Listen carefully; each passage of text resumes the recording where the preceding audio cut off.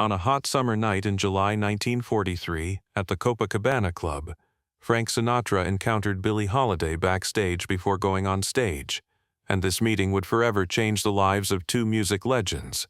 At that moment, Frank was only 28 years old and at the peak of his career, while Billie Holiday was also 28, and had shaken all of America with Strange Fruit. The chemistry between the two artists exploded instantly. But this love was impossible in 1940s America, because a relationship between a white man and a black woman was not only a social scandal but also a deadly risk that could end both of their careers. This secret love affair that lasted for 2 years would become one of music history's most dangerous and passionate secrets.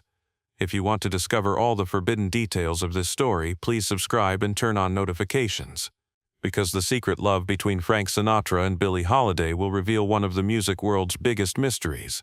On that hot July night in 1943, the Copacabana Club was Manhattan's most prestigious entertainment center, and that evening 2 big names would share the same program. Frank Sinatra would take the stage as the main headliner, while Billie Holiday would perform Strange Fruit as a special guest. Club owner Jules Podell thought that bringing together 2 different musical styles would create great interest, but the real big event would happen backstage. Frank Sinatra was the idol of young female fans called Bobby Soxers, and was known by the nickname The Voice. He had left the Tommy Dorsey Orchestra to start a solo career and had quickly become America's most popular singer. However, Frank's musical tastes weren't limited to popular songs. He secretly listened to jazz music too and was particularly captivated by Billie Holiday's interpretive style. The deep emotionality and pain in Lady Day's voice was what Frank sought in his own musical expression. Billie Holiday was at the most critical point of her career during this period. The song Strange Fruit had both made her famous and made her a target. Lady Day, who was under FBI surveillance, was constantly pressured for singing songs with social and political messages. However, her musical talent was undeniable, and she continued to perform at the most important jazz clubs. Being at Copacabana that night was tremendously important for her career's prestige. The first encounter between the 2 artists was accidental. Frank was doing his pre-show warm-up routine when he saw Billie coming out of her dressing room. Lady Day looked enchanting in her elegant black dress and the gardenia flower in her hair. When Frank approached her, he said, "Miss Holiday, I want to express my admiration for your music." Billie felt Frank's sincerity because most white artists treated her with distance. This first conversation lasted only a few minutes, but both felt it was an extraordinary encounter. The performances that night were special for both artists because they were watching each other. When Frank sang "I'll Never Smile Again" on stage, Billie was listening to him in the wings and noticed the emotional depth in Frank's voice. When it was Lady Day's turn to perform Strange Fruit, Frank also watched her with great attention and was affected by the intensity Billie brought to every note. After the show, they talked again, and this time they had a deeper conversation about music. Frank told Billie, "Your interpretive style affects me greatly. You put a piece of your soul into every song." Billie was impressed by Frank's technical ability and passion for music. "You're not just singing notes either, you're telling stories," she replied. This mutual understanding of music became the first bridge between them.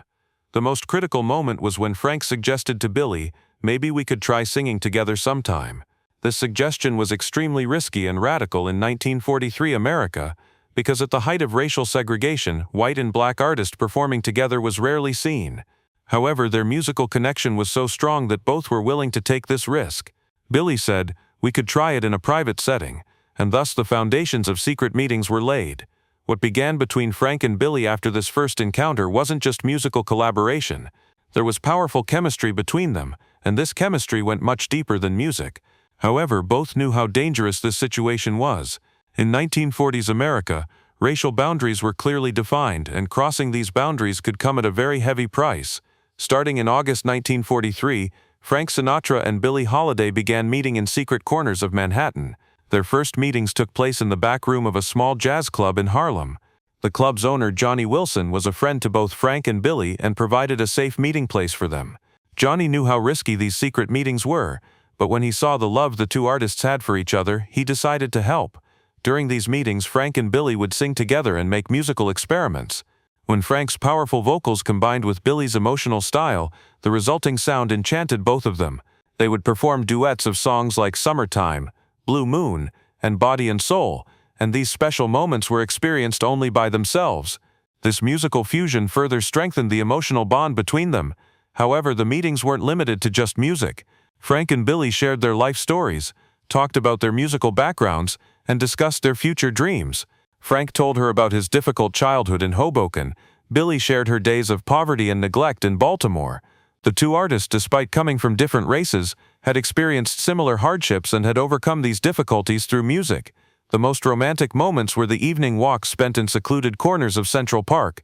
Frank and Billie would walk slowly under the park lamps and chat about music. During these walks, when Frank would tell Billie, "You're changing the world with your music," Billie would reply, "Your voice touches people's hearts." This mutual admiration gradually turned into deep love. Starting in September 1943, Frank and Billie began writing letters on days when they couldn't meet. These letters were extremely carefully coded because if they fell into the wrong hands, they could create a huge scandal. Frank signed his letters with the code name Blue Eyes, while Billie used the name Gardenia. Real names never appeared in the letters, and the nature of their relationship was expressed through indirect means. Frank's letters to Billie were love confessions filled with musical terms. He would use expressions like "Your melody touches my soul," or "The harmony of your voice echoes in my heart." Billie's letters were more emotional and poetic. "Your blue eyes are the most beautiful song for me," or "I want to dance to your rhythm." These letters showed the depth of the love between them. The most romantic letter was the one Frank wrote to Billie titled "My Way." This letter would later become the inspiration for Frank's famous song. In this letter, Frank wrote, "I would risk everything to be with you, because this love is my way." When Billie read this letter, she was very moved and wrote a special version of Blue Moon lyrics for Frank. The most dangerous aspect of the letters was that they made future plans together. While Frank wrote, "Maybe we can perform on stage together someday," Billie would reply, "In my dreams I'm singing duets with you." These dreams weren't realistic, but the power of love gave hope to both of them. However, the real world was much more merciless, and these dreams would never come true. In October 1943, Frank Sinatra's mafia connections began making his relationship with Billie Holiday dangerous. Frank's career had risen with the support of Cosa Nostra, and mafia leaders like Willie Moretti in particular had taken Frank under their protection. However, this protection required a price. Frank had to behave in ways that met with the mafia's approval in his private life too. Mafia leaders were uncomfortable with Frank's race mixing because this situation could damage their prestige. Especially Lucky Luciano's right-hand man Frank Costello began sending warnings to Sinatra about not hanging around with the wrong colors. These warnings were initially indirect, but gradually became more explicit and threatening. The most critical warning came from Willie Moretti. Moretti called Frank to a private meeting and told him, "Hoboken boy, you need to protect your reputation. Some friendships could damage your career." Frank understood that this warning was referring to his relationship with Billie Holiday, but his love was so strong that he tried to ignore these threats. However, mafia threats were things that needed to be taken seriously. The situation got worse because the mafia wasn't just warning Frank, they had also started following him. Frank's meetings in Harlem were detected, and Costello's men began taking photographs of these meetings. These photographs were a huge threat to Frank because if they leaked to the public, both his career and his physical safety could be endangered. The most dangerous development was that the mafia also began targeting Billie Holiday. Indirect threats started coming to Lady Day, and some club owners tried to direct her to sing less risky songs under the guise of protection. Billie understood that these pressures were connected to her relationship with Frank, but she wasn't ready to give up her love. In November 1943, the FBI's surveillance of both Frank Sinatra and Billie Holiday for different reasons made their secret relationship even more risky. The FBI was monitoring Frank for his mafia connections while tracking Billie for her strange fruit song and political activism. Two different files began intersecting unexpectedly. FBI agent Harry Anslinger had classified Billie Holiday as a dangerous black activist and kept her under constant surveillance. Lady Day's personal life was also part of this surveillance because the FBI wanted to learn who was behind her subversive activities. Billie's relationships with white men would be subjects of special interest because these relationships could be evaluated as promoting race mixing. Frank Sinatra was in J. Edgar Hoover's special area of interest because the young singer's mafia connections worried the FBI.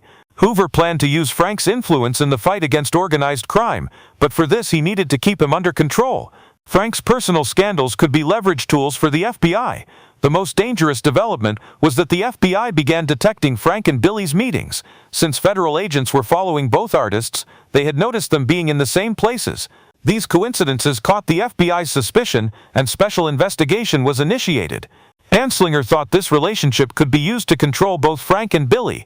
The information the FBI gathered about the two artists showed that they had not only musical but also emotional connections. This situation meant great danger for both Frank and Billie, because the FBI could use this information against them whenever they wanted. In December 1943, Frank Sinatra's wife Nancy began noticing changes in her husband's behavior. Frank was singing more melancholic songs than before, was often distracted, and spent less time at home. Nancy initially thought this was due to career stress, but mysterious notes she found in Frank's mailbox increased her suspicions. These notes had Gardenia signatures, and the content was romantic expressions filled with musical terms. Nancy thought these notes were written by a fan, but the consistency in the signature and the personal tone of the letters worried her. When she asked Frank about this, her husband explained it as just musical collaboration, but Nancy wasn't convinced. The situation became more complicated because there were also changes in Frank's musical style. The upbeat songs he used to sing were being replaced by more emotional and melancholic pieces. Frank was even singing jazz standards to Nancy that she had never heard before, and saying, "I'm interested in this style of music." Nancy found this sudden change in her husband's musical taste suspicious. The most critical incident was when Nancy saw Frank going to Harlem. During a shopping trip, she noticed Frank heading toward Harlem in a car she didn't recognize. This situation greatly surprised Nancy because she had no knowledge of Frank having business in Harlem. When Frank came home late that night, Nancy asked him where he had been but didn't get a satisfactory answer. Nancy's suspicions were correct, but she didn't know the full extent of the truth. Frank was indeed meeting with another woman, but who this woman was much more complex and dangerous than Nancy could imagine, because this relationship carried not only the potential for marital crisis but also social and political scandal. At the beginning of 1944, the change in Frank Sinatra's musical approach began to be noticed in music industry circles. Frank was now singing more jazz standards and adding emotional interpretations in the style of Billie Holiday to his songs. This change caught critics' attention, and it began to be written that Frank was influenced by black music. The most obvious change was in Frank's interpretation of Blue Moon. While he had previously sung this song in a cheerful and romantic style, he now made a melancholic and emotional interpretation. Music critics interpreted this change as artistic maturity, but the real reason was the love Frank was experiencing with Billie. Blue Moon had become their special song. Frank's behavior had also changed during studio sessions at Columbia Records. Frank, who used to work quickly and energetically, now displayed a more detailed and perfectionist approach. He would ask for multiple takes, especially on emotional songs, and say, "We need to capture the soul of this song." This approach was very similar to Billie Holiday's working style. The most striking incident was when Frank spontaneously hummed part of Strange Fruit during a studio session. This song had never been in Frank's repertoire, and his knowing such a politically charged piece was surprising. Studio musicians found this situation strange, but Frank brushed it off by saying, "Beautiful song, I was just curious." Frank's vocal technique was also changing. He had begun using Billie Holiday's behind-the-beat singing style, the technique of staying behind the rhythm while singing. This technique was characteristic of jazz music and was unexpected in Frank's pop repertoire. However, he used this technique so successfully that it would later become a distinctive feature of his own style. In the spring of 1944, gossip about Frank Sinatra and Billie Holiday's relationship began spreading by word of mouth in New York society. This gossip was still in unproven form, but even creating suspicion during this period when racial segregation was at its peak was a big problem. Especially if Frank's fan base of young white girls learned about this situation, it could be a disaster for his career. The first reactions came from Frank's management team. His manager George Evans warned Frank that some friendships might be misunderstood. Evans said that Frank's image needed to be preserved as all-American boy, and that he should avoid behaviors that didn't fit this image. These warnings were indirect, but Frank understood what was meant. Music industry circles were also uncomfortable with this relationship. Especially Columbia Records executives were worried that Frank carried the risk of creating the wrong image. Company executive Mitch Miller gave Frank suggestions about being careful with artistic choices. Although these suggestions appeared to be about musical preferences, their real purpose was to distance Frank from Billie. The harshest reaction came from Frank's fan clubs. Young female fans called Bobby Soxers were very attached to Frank's clean image, and his involvement in any scandal was unacceptable. Fan club leaders met with Frank's management team to express their concerns. Behind these concerns lay open racism. The media also approached this subject sensitively. Gossip columnists began writing articles with implications about Frank's surprising friendships. No names were directly mentioned in these articles, but the message was clear to readers. Powerful gossip writers like Walter Winchell published warnings that Frank needed to be careful. In May 1944, the pressures on Frank Sinatra became unbearable. When mafia threats, FBI surveillance, his wife's suspicions, and industry pressure came together, Frank felt cornered. He had to make the hardest decision. Would he choose his love or his career? The first serious warning came from Willie Moretti. Moretti warned Frank more harshly than ever before and said, "You'll put an end to this business or we will." This threat was open and clear. The mafia would no longer tolerate Frank's wrong relationship. Frank knew the seriousness of these threats because the mafia weren't joking people. FBI pressure had also increased. Agent Harry Anslinger informed Frank's manager that your client's suspicious activities were being monitored. This notification was an indirect threat. The FBI could scandal Frank whenever they wanted. George Evans conveyed the seriousness of this situation to Frank and said he needed to clean up immediately. The most painful pressure came from Nancy Sinatra.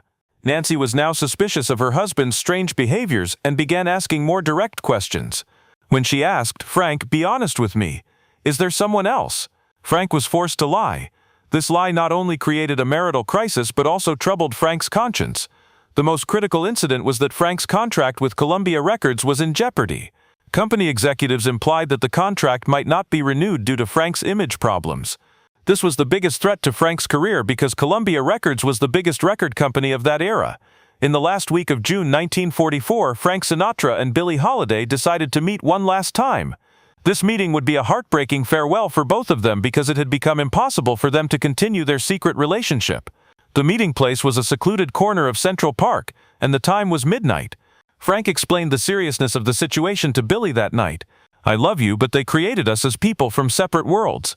If this continues, both of our lives will be ruined," he said.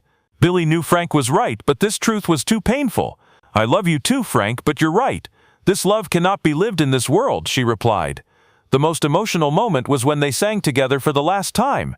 Frank started Blue Moon and Billie joined him.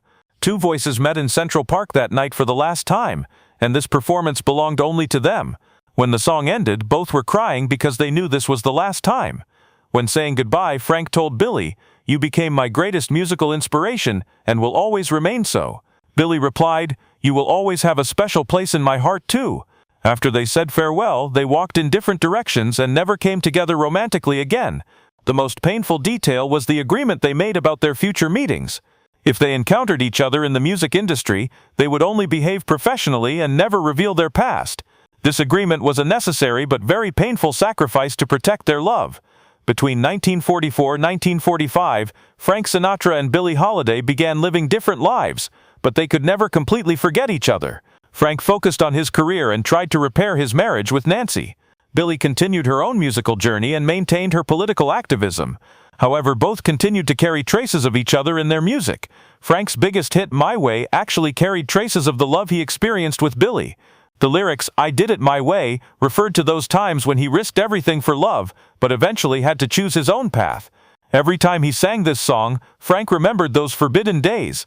Billie Holiday could never sing Blue Moon completely the same way again. Because this song carried memories of Frank, every performance was emotional for her. When Lady Day sang this song, her eyes would fill with tears, and there would be a different sadness in her voice. Audiences interpreted this emotional intensity as artistic depth, but the real reason was much more personal. The most painful encounter between the two artists happened in 1947 on a television program. Both were featured on the same program, but only behaved professionally. They greeted each other in front of the cameras and treated each other respectfully, but that old fire was still in their eyes. This encounter was emotionally very difficult for both of them. The most tragic moment was when Frank heard the news of Billie's death. When he learned in 1959 that Lady Day had passed away, Frank was very sad for days and couldn't sing Blue Moon at all. Billie's death meant not only the loss of a great artist for Frank, but also the end of the most beautiful memories of his youth. Letters discovered in Frank Sinatra's private archives in 1998 were concrete evidence of his secret relationship with Billie Holiday. These letters bore the signature BH, and their contents illuminated the most private period of Frank's life. When the letters were examined by music historians, the depth of love between the two legends was understood. The most valuable finding was these words in Billie's last letter to Frank: "Our love couldn't be lived in this world, but it will live forever in our music." These words showed that the bond between the two artists was stronger than music. The letter also expressed how happy Billie was about Frank's success in his career.